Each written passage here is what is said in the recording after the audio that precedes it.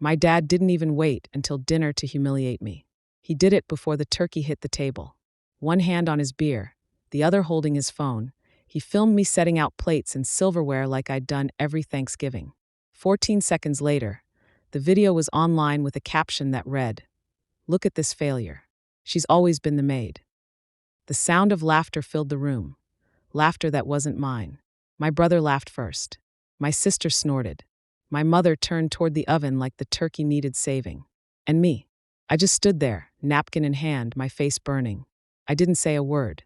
I set the napkin down, grabbed my purse, and walked out. By morning, their phones were buzzing for a different reason, because the servant they mocked had finally stopped serving. My name is Hannah Price, and for as long as I can remember, I was the one who held that family together. I worked the longest hours, paid their overdue bills, covered their overdrafts, bought the birthday dinners nobody thanked me for. In our house, responsibility wasn't respected.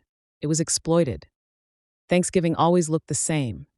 The football drone from the living room, the same mismatched dishes, the same rule that nobody said out loud.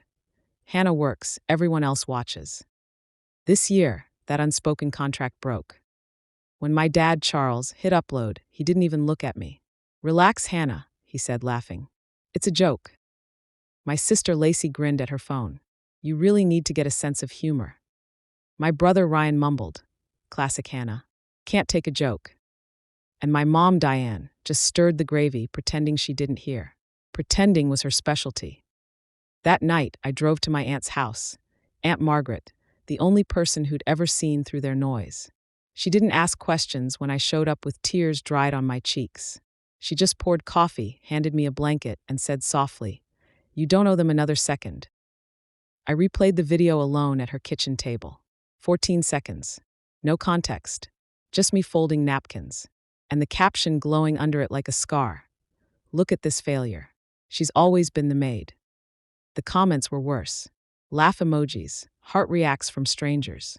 My brother's comment, "At least she's good at something." Lacey replied with laughing faces. "Even at Thanksgiving, she can't sit down." By midnight, my phone was buzzing with messages. Not one apology, just excuses. I didn't answer. Around 3 a.m., I whispered to myself, "They can laugh all they want. I'm done playing their servant." When dawn came, the air felt cold and sharp, like a reset. I sat on Margaret's porch, the smell of coffee and rain drifting through the screen door. She didn't ask what I planned to do. She just sat beside me, silent, and somehow that silence felt like permission. By 8 a.m., my phone lit up again, Lacey's name flashing like static. Her message read, "Why can't I withdraw $2,000 from your account?" No greeting, no remorse, just entitlement. I stared at it so long the words blurred. Then I laughed, a dry, hollow sound. Hours earlier, I'd closed every joint account, transferred every dollar to a private one.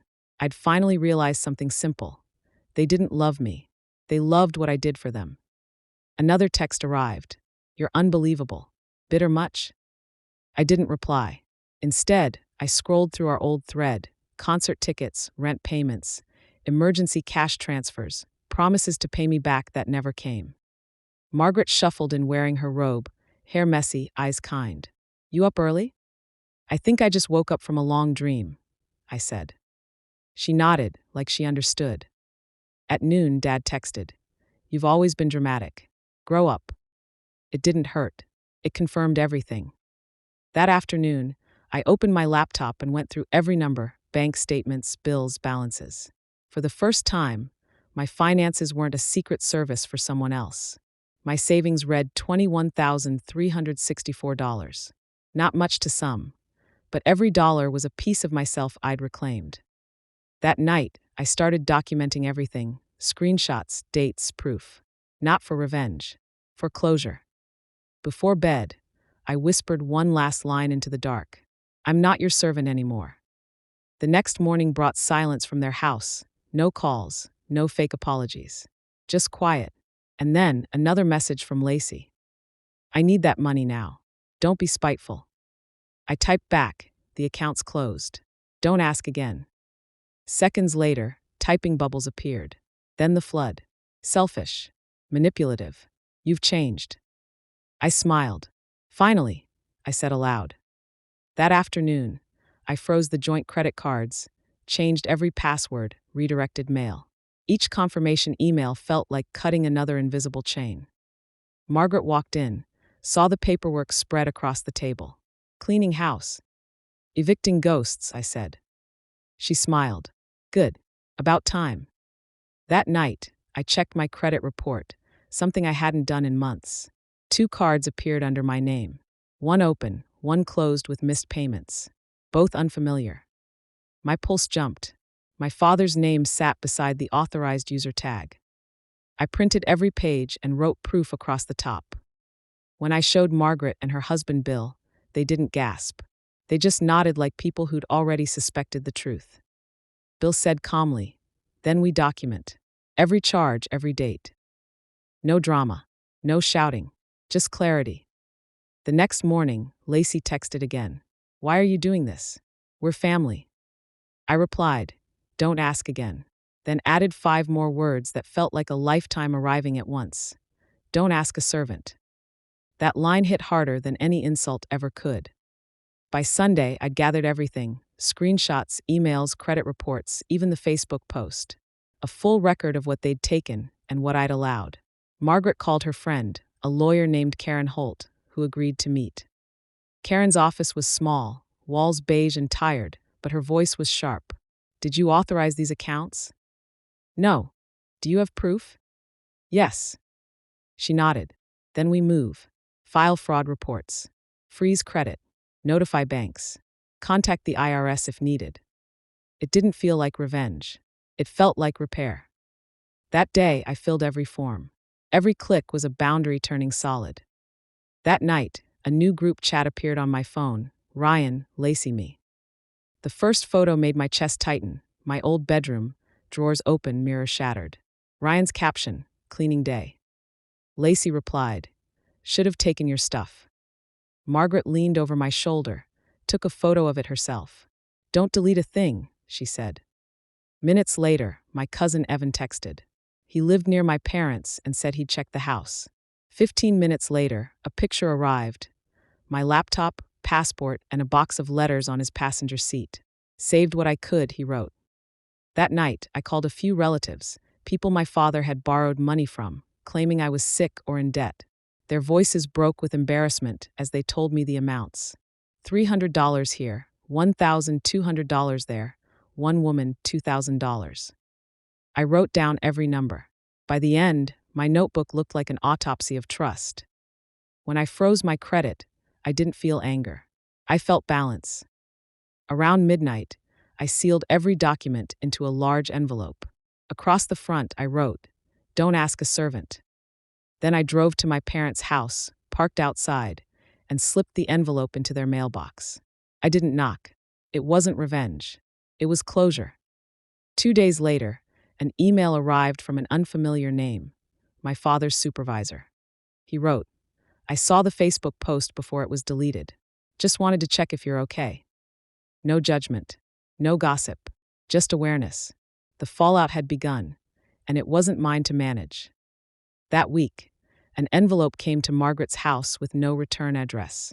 Inside were 2 photos, me as a toddler, and a letter in my father's handwriting. "You were always difficult. You thought you were better than us. I took a small loan in your name. Planned to pay it off. It wasn't much." I read that line over and over until the words turned to static. Then I added the letter to my evidence folder.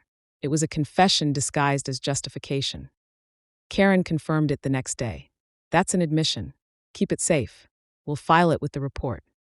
"Real justice moves slow," she said. "But it sticks." By Thursday, Ryan texted, "You made this a big deal." We were joking. 10 minutes later, "Can we talk like normal people?" I didn't answer. Normal meant comfortable cruelty. Then Lacey's messages flooded in. "You ruined my life. I can't open a new card." I replied I secured mine. For the first time, the scales tipped in my favor. A few days later, Mom called. I let it ring. Then came a text. "There's something of yours here." Evan went for me. He found a small box under my old bed, old receipts, photos, and at the bottom, a savings booklet. "Balance once, $3,200. Withdrawn in full the week after my 21st birthday. My father's signature below. Another page for the file. That weekend, Ryan asked to meet. Curiosity won, so I went. He looked smaller somehow. Tired eyes, slumped shoulders. Dad's unraveling, he said quietly. Mom filed for divorce. He's suspended from work. I just didn't think it would go this far. I looked at him steady. You didn't think it would go this far because you never thought it would touch you. He nodded, shame flickering in his eyes. You were right, he said, and left it there. Weeks passed. The lawyer's updates trickled in like rainfall, slow but certain. The fraud reports were filed. The banks confirmed identity theft. The investigation had started. Charles lost his job soon after. The company reviewed his conduct. Reputation meant everything to him, until he destroyed it himself. Mom, Diane, moved into an apartment near her sister's place. She didn't ask for forgiveness. She just wanted to start over. I let her, from a distance. Lacey disappeared from social media after her credit was flagged. Ryan stopped defending anyone. The silence they left behind wasn't painful. It was clean. By spring, I had saved nearly $30,000. I found a small apartment by the river, big windows, early light. I unpacked one box at a time, slow and deliberate. No shouting, no guilt, just quiet. People still ask what happened to my family. I tell them nothing happened. They just met the version of me that stopped apologizing. They once said I'd always be a servant. They were right, but not the way they meant. I serve lessons now, the kind you can't return or delete. If you've ever had to walk away from family to find your peace, you're not alone. Tell me where you're watching from, so I know who else stopped serving.